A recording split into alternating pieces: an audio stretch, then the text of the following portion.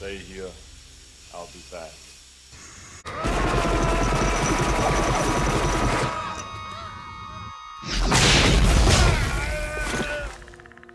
Run! Go! Get to the chopper! What I meant was, you tell me, who is your daddy and what does he do? Hello everyone, welcome to another video talking geeky stuff with me, Tinsy. And in today's video, as you can see from the left, the muscle builder, Mr. Arnold Schwarzenegger, and actor focus this time. So a couple of weeks ago, I did another actor focus, was Sylvester Stallone. Like most things in the media, sports, and so on, there's always two sides of a coin, right? There's always like a competitor, or you can say your rival, or someone that keeps you going. You know, in football we got Messi versus Ronaldo, for example, something like that. You know, Al Pacino, De Niro, you know, something like that. So Arnold is the right side, left side, the sun, the moon, to the Sylvester Stallone, I would say. But Arnold Schwarzenegger, in my opinion, again, like I said in Sylvester Stallone video, is his impact on action movies is as important as Sylvester Stallone's, in my opinion, as well, because I think he's the first kind of muscle builder that transitioned to an actor and did it so successfully. I mean, look at him, the guy is an icon around the world. You know, everybody has opinions about him, his personal life and all that stuff, but you know, I'm not here to judge his personal life. I'm just here to talk about his movies and the impact he has on me growing up. Anyway, let's start with the first film that I watched of his was it was actually Conan the Barbarian. You know, one evening, you know, late night, came on TV, watched it. Wow, I mean, blown away by it. I've always been into that kind of fantasy movies, and especially in the early 80s, where as a young kid you kind of get drawn into some of the, you know, the men, you know, the muscles and so on, right? And genuinely he had the muscles, he was a bodybuilder, and the first time I ever saw someone like that, because if you're old enough to remember, sometimes when you watch these kind of barbarian movies, you always see a front cover with the hero holding a sword with six packs, big muscles. But when you watch the movie, he was like half the size in real life. The poster kind of lied to you. But with Arnold, it's like, no, he was a genuine thing. You know, the poster, the drawing or the painting actually, you know, looked like him in the movie. He was actually as big as muscular as he was in the poster, right? So that kind of caught my attention. Just the sheer muscles, you know. I think at that time, as a kid, you know, we grew up with like action figures of He-Man, for example, and all these, you know, muscle caricatures of action figures, and here we have a real life action figure, so to speak, right? So as a kid, you kind of get drawn to that, you know. Yes, no, even as a young kid, I realized his acting wasn't best, and I still think the kind of 80s action movies, big guys, so to speak, I still think Stallone is the best actor at the lot, you know, compared to Arnie, compared to, say, Van Damme. I think Dolph Lundgren, for example, I still think Stallone is the best actor at the whole lot. But there's always something about Arnold, I suppose, that kind of, I suppose his one-liners, his sense of humor, his films he never took it serious. I mean, I think in a way he kind of didn't take it too serious either. You know, I think that was the fun part about his movies. And then, of course, once I got into Conan Barbarian, watched, you know, Conan the Destroyer and Commando. I remember one of my friends in school, he knew, you know, we were fans of movies, and he's a big Stallone fan. And I remember I told him one of my favorite Stallone movies was Rambo 2. And he said to me, you got to watch Commando. Commando is very similar to that. I mean, Commando came out in like 85, but I remember watched it about 87 when, went to my video store. Like I mentioned before, my video store guy is cool. He gave teenage me 18 certificate films, which was a cool thing. Watched that. Commando was it was amazing. Action sequences, ridiculously action sequences. You can forget the bazooka. The rocket launcher with 4 rocket launchers. It's become a meme. The meme is so famous now that they even put Phil Spencer from Xbox holding an Xbox Series X like that. So, and the scene when he's getting dressed, putting all the guns, grenades on his jacket, and that's another iconic scene.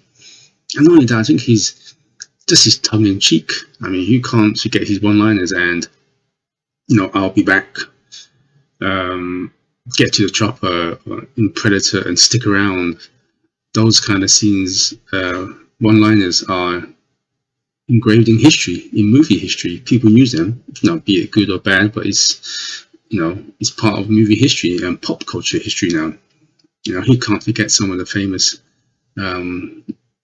scenes from Kindergarten Cop. Who's your daddy and what does he do? One of the most famous memes you can ever get now. And I still think it's one of the best memes that ever, really, right? I think, as I mentioned, even though his films are really tongue-in-cheek, doesn't take itself too serious, but at the same time, there is a few movies that really, I think, stands the test of time to this day. For example, Terminator 1, Terminator 2, amazing films. Arnold really took it serious. Of course, he's good friends with James Cameron, and James Cameron, he's a great director in his own right, one of the best action sci-fi directors around. Kind of got Arnold to really act serious. I mean, if you watch the making and interviews with James Cameron about Terminator 2, originally Arnie wasn't supposed to play the Terminator. It's supposed to be what's his name again? Hunt Henderson. The guy who's in the cop who plays a police officer. And something like Arnie kind of told Cameron, say, look at me and look at him. So, he kind of, I mean, even at that time, for, early 80s, the Terminator 1984, right? Arnie was not a big name then. And, he stood up, told Cameron that he should play the Terminator. And, as I say, the rest is history. And that was probably the best decision, really.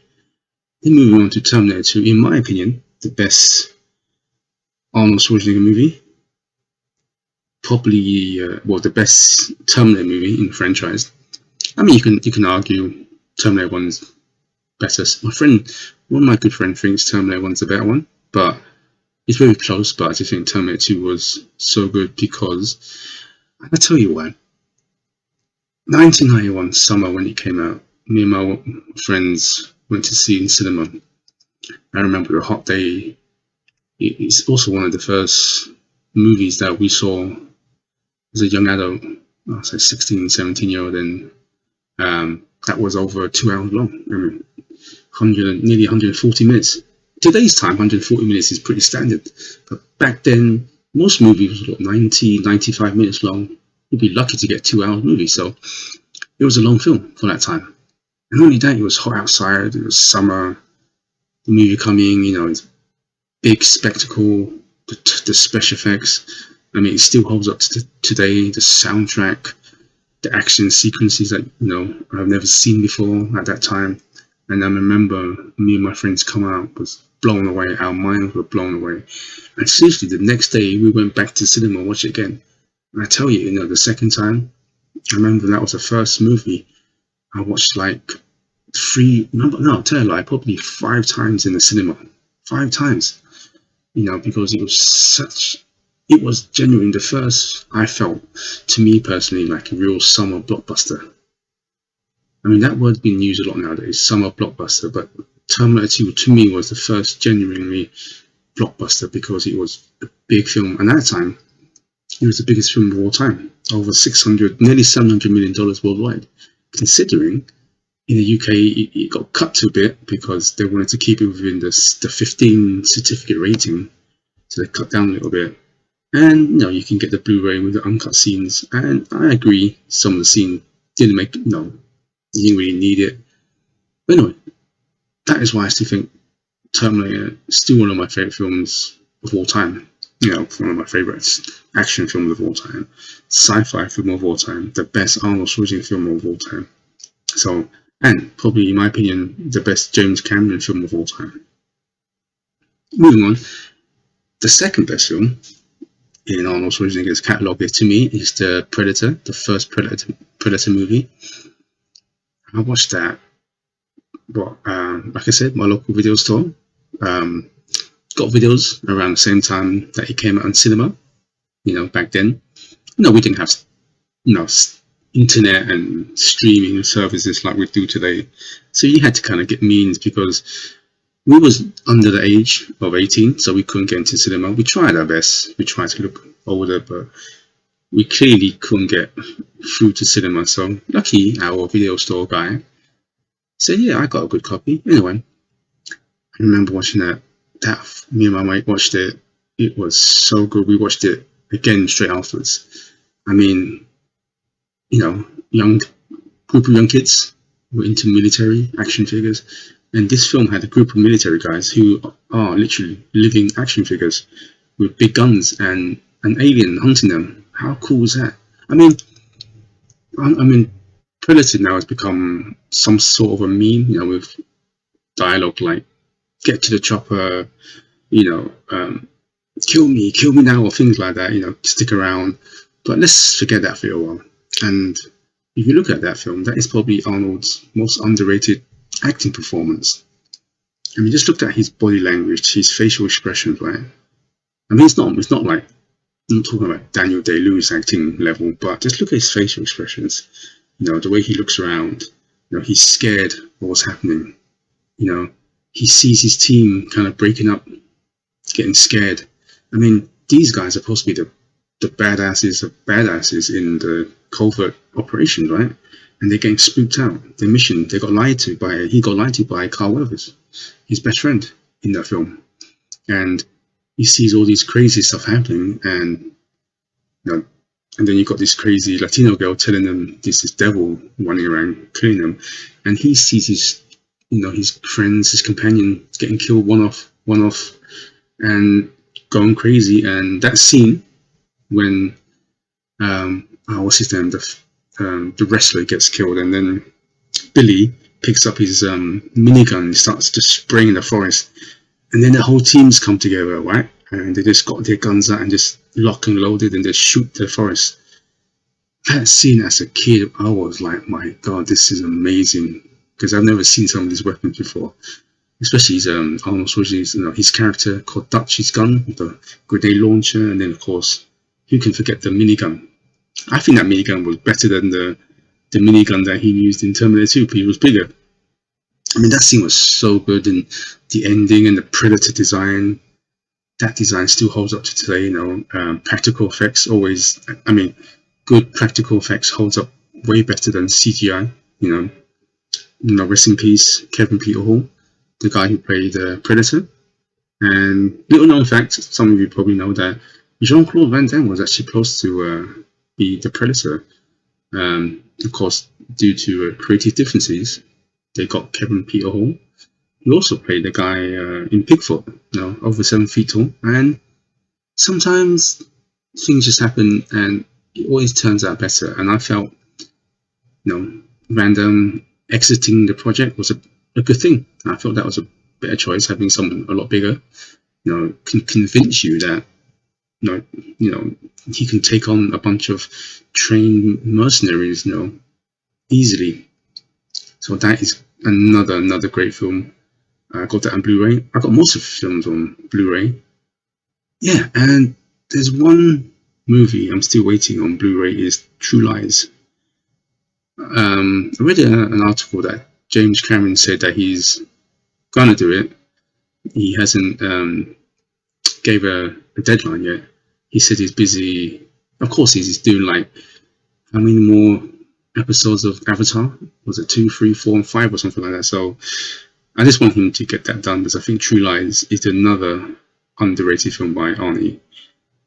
Great comedy, action. I mean, that scene alone where he chases the bad guy on a horse, through the shopping centre, that was fantastic. I mean, James Cameron is probably definitely one of the most creative action mastermind, in Hollywood. And I wish him luck with the Avatar movies.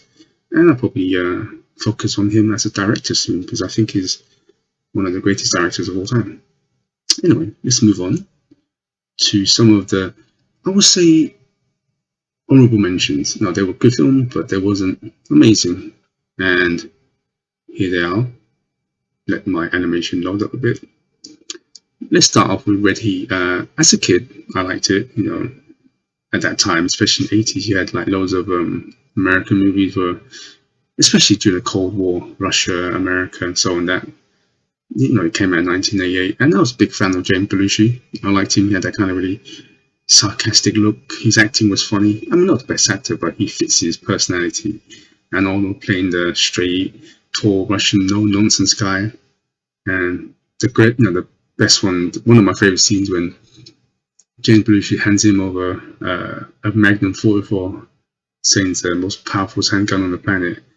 Even Dirty Harry uses it, and Arnold said, "Who's Dirty Harry?" Things like that. I thought it was a pretty good fun film.